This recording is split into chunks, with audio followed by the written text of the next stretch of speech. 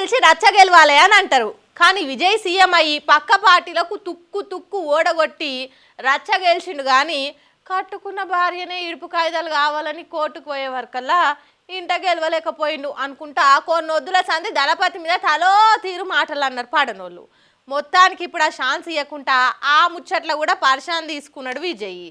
చూస్తుంటే మామూలుగా అచ్చొస్తలేదు జనం మెచ్చిన సీఎంకు. దళపతి విజయ్కు లక్కు అన్ని దిక్కులకెళ్ళి ఒక్క తిరగ కలిసి వస్తుంది పోరి. పార్టీ పెట్టి పోటీ చేసిన ఫస్ట్ సారే సీఎం అయ్యి తరాల సంధి పాలిస్తున్న తమిళనాడు పార్టీలని అపోజిషన్లో కూసబెట్టి అట్లుంటది మనతో అనిపించిండు. సంక్రాంతి బర్రెలుంటది అనుకున్న విజయ్ యాక్ట్ చేసిన లాస్ట్ సినిమా జననాయకను రిలీజ్ కు అడ్డంకులు వచ్చి నెలల సంధి పోస్ట్ పోన్ అయ్యి మొత్తానికి మొన్న రిలీజ్ అయ్యి టాకీస్ల టాపు లేపి కట్టల కొద్ది కలెక్షన్లతో రికార్డుల మోతం మోగించింది. గవర్నమెంట్ సాకులు చెప్పి నా సినిమా నాపితే నేనే గవర్నమెంట్ అయ్యి ఆనరబుల్ తమిళనాడు చీఫ్ మినిస్టర్ దళపతి విజయ్ అన్న టైటిల్ కార్డుతో సినిమా చేస్తా అన్నట్టు రిలీజ్ చేసి అన్న యారు దళపతి అని అనిపించిండు విజయ్. ఇంకో దిక్కు బయట సభల్లా మీటింగులలోనే కాదు బాజాప్తా అసెంబ్లీలో కూడా పక్కా లెక్కలతోని ప్రతిపక్షాలకు పంచులేసుకుంటా ఆయన స్టైల్లో కుట్టి స్టోరీలు చెప్పుకుంటా గట్టిగానే ఇచ్చి పడేస్తున్నాడు. దాంతో కార్టూన్లు చూసే పిల్లలు కూడా ఇలా టీవీలో అసెంబ్లీ మీటింగులు చూసుకుంటా విజయ్ మామ అని మురిసిపోయి ముద్దులు పెడుతున్నారు. ఇవంతా సరే గానీ రచ్చ గెలిచి ఇంటే గెలవలేకపోయిండు అన్న మాట అట్లనే ఉండిపోయింది మా దళపతికి అని అటు ఫ్యాన్స్ కు ఇటు పార్టీ కార్యకర్తలకు ఓ మూలం ఉండనే ఉండిపోయింది. కానీ మొత్తానికి ఇప్పుడు ఆల్ అవుట్ కూడా పూరాగా తీరిపోయింది. చెంగల్పట్టు ఫ్యామిలీ కోర్టులు నడుస్తున్న విజయ్ ఇడుపు కాయదల కేసు ఇంత వాయిదా పడుతుంటొచ్చి మొత్తానికి హ్యాపీ ఎండింగ్ అయింది పోరి. విజయ్ ఇంటి ఆమె సంగీతుండి వీడియో కాన్ఫరెన్స్ లో విచారణకు హాజరుపడి విడాకుల కేసు విత్డ్రా చేసుకుంటున్నా అని చెప్పింది. మరి మీరేమంటారా అని జడ్జి అడిగితే దానికి విజయ్ తరపున లాయర్లు కూడా అయ్యో కూడుంటామంటే మేమేమంటాం సార్ అని అడ్డం చెప్పకపోయేవారు కలా డైవర్స్ కేసును మూసేసింది కోర్టు. ఇక ఈ ముచ్చట బయటికి రాగానే వదిలేం వచ్చేస్తుంది మళ్ళా అనుకుంటే దళపతి ఫ్యాన్స్ ముఖాలు కలకల్లాడినాయి. ఇక నిన్నటిదాకా ప్రతిపక్షాలు పక్క పార్టీల నుండి మా విజయ్ని మాటలంటానికి కారణాలు దొరకక పాలనల పావులెత్తు తప్పు దొరకక వంట అంటే ఇంటి ఆమె నిడిచిపెడుతున్నాడు ఇంకో హీరోయిన్తో తిరుగుతున్నాడు అని లింకులు పెట్టి డబల్ మీనింగ్ డైలాగులతో నోటికొచ్చినట్టు మాట్లాడారు కదా. చలో ఇప్పుడు ఏమంటారు అనుర్రిగా అనుకుంటా పోటీల మీద పోస్టులు వేస్తున్నారు. అంత మంచినే ఉంది కానీ మరి కరెక్ట్ ఎలక్షన్ల ముంగట్నే ప్రచారాల టైంలోనే పక్క పార్టీలకు సంధిస్తట్టు ఎందుకు విజయ్ భార్య సంగీత విడాకులు కావాలని కోర్టు దాకపోయింది. దళపతి సీఎం గా గెలిచినాక ఎందుకు ఒక్క మాట కూడా మాట్లాడలేదు. కనీసం ప్రమాణ స్వీకారానికి కూడా రాకుండా ఆమె పిల్లలు అంత దూరమే ఉండిరి. మరి ఇప్పుడు ఇడుపు కాయదం ఏమొద్దు అని కేసు ఎందుకు వెనుక తీసేసుకున్నట్టు అనుకుంటా అనుమానాలు అల్లుకుంటా పుట్ల కొద్ది డౌట్లు ముంగటేసుకుంటా ముచ్చట పెడుతురు సోషల్ మీడియాలో కొందరు. కలిసి ఉండా అని కయ్యం పెట్టుకొని పోయినప్పుడు ఏదో ఓటని మళ్ళా మా ఇంటైనా తానికే పోతాను కేసు కొట్టేమన్నా ఏదో ఓటని ఇంతేనా. ఇంకా ఇట్లున్నట్ల విజయ్కి అయితే అన్ని తీర్ల మంచి టైం నడుస్తుంది కాబట్టి ఆయన నిమ్మలంగా ఉంటే పాలన ప్రశాంతంగా చేసుకుంటాడు పబ్లిక్ తిప్పలు తీరుస్తాడు తీరానికి కూడా రాసుకొస్తారు ఇంకొందరు. ఓ రాజకీయ పార్టీ అన్నాక పబ్లిక్లకు వచ్చి ప్రచారం చేసుకోవాలి తప్పదు. క్యాడరు లీడర్ బలం లేకున్నా కానీ పవర్లకు వచ్చేది పక్కా మేమే.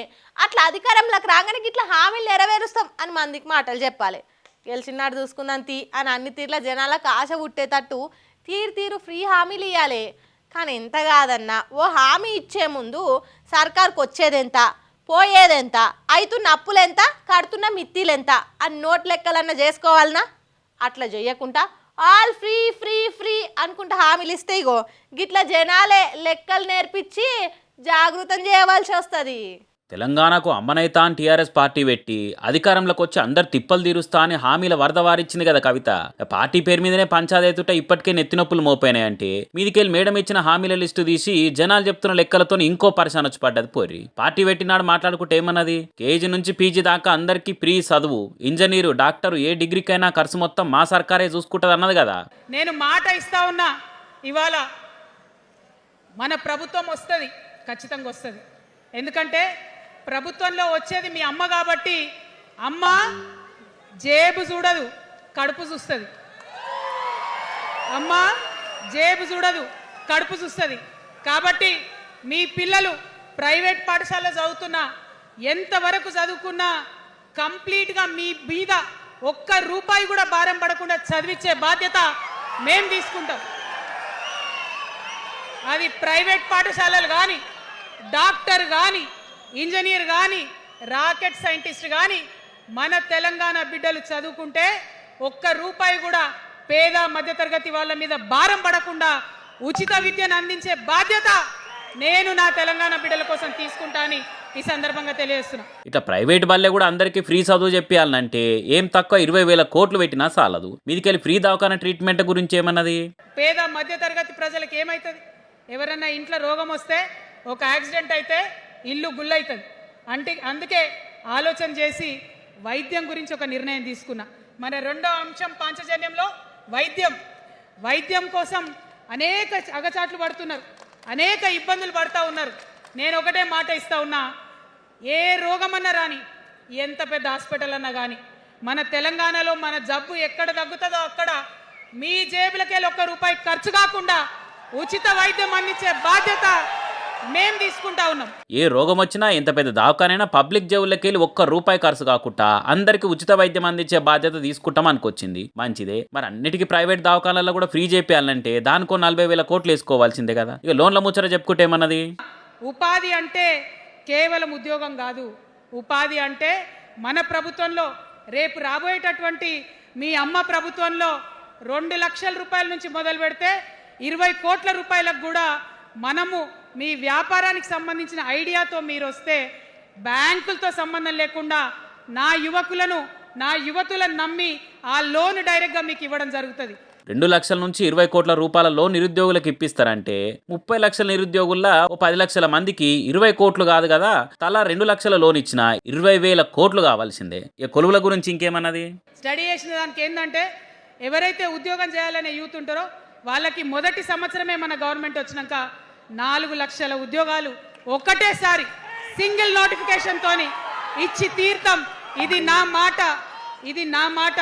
అంత దానికొద్దు కానీ ఓ 5 లక్షల ప్రభుత్వ ఉద్యోగాలు వేసుకున్నా ఒక్కరికి 5 లక్షల జీతం అనుకున్నా 25,000 కోట్లు కావాల్సిందే. అంటే ఒకవేళ కవిత అన్ని అనుకున్నట్టు సీఎం అయితే సర్కార్ నడిపించే తందుకు ఇప్పుడైతున్న ఖర్చు కాకుండా హామీల అమలుకు ఆమె పెట్టవలసిన ఖర్చు ₹1,00,000 కోట్ల మీదనే అన్నట్టు. ఇట్లనే ఓట్ల ప్రచారంలో 6 గ్యారంటీలు 62 హామీలు అనుకుంటా పవర్లకు వచ్చిన రేవంత్ రెడ్డి ఇప్పుడు ఏమంటున్నాడు, రాష్ట్రాన్ని బీఆర్ఎస్ సర్కార్ పురాగా దివాలా తీసేసింది, నన్ను కోసిన రూపాయి ఉట్టదు అని కుల్లంకుల్లా చెప్పబట్టే. మరి అప్పటి కార్ పార్టీ గవర్నమెంట్లుండి ఇప్పుడు అస్తం సర్కార్ చెప్తున్న మాటలు వినుకుంటా కూడా ఇన్ని హామీలు ఆల్ ఫ్రీ పథకాల మాటిస్తున్నా అని ఏ లెక్కనంటుంది కవితక్క అనుకుంటా ఒక్క తిరగడగబట్టిరు జనాలు. ఏమనంటే నేను అమ్మ లెక్క చూసుకుంటా, అమ్మ జేబు చూడది కడుపు చూస్తుందని మాట్లాడుతుంది.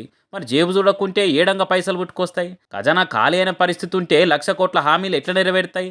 పవర్లకు వచ్చినాడు కదా పంచాదంతా, వచ్చేది ఉందా చేసేది ఉందా? ఇప్పుడు మన హామీలు చెప్పుకుంటా పోతే పోయేదేమున్నది, అన్ని ఫ్రీ అని ఎప్పుడైతే ఫ్రీనే కదా అని అనుకుందాం మేడం మరి అనుకుంటా సోషల్ మీడియాలో కామెంట్లు వేస్తున్నాడు జనాలు. ఇప్పుడున్న కాంగ్రెస్ సర్కార్ ఇచ్చిన 6 గ్యారంటీలకే పవర్లకు వచ్చి 30 నెలలైనా దిక్కు దివానం లేదు. మరి ఇంకా చదువు దవాఖానా ఆల్ ఫ్రీ అని అంటే జనాలు నమ్మేటట్టున్నారని మేడం ఎట్లా నమ్మిందో అని అనుకుంటా ఇంకొందరు లాజికులు తీస్తున్నారు. మరి జనాలే ఏ హామీకి ఎంత అని ఇన్ని లెక్కలేస్తుంటే అడుగుతున్న చూసి ఓట్ల ప్రచారం నాటికి ఏమైనా వెనక ముందు అరుచుకొని అప్పుడు హామీలు ప్రింట్ కొట్టించి పబ్లిక్లో పాంప్లెట్లు పంచుతుందేమో చూడాలి మరిగా.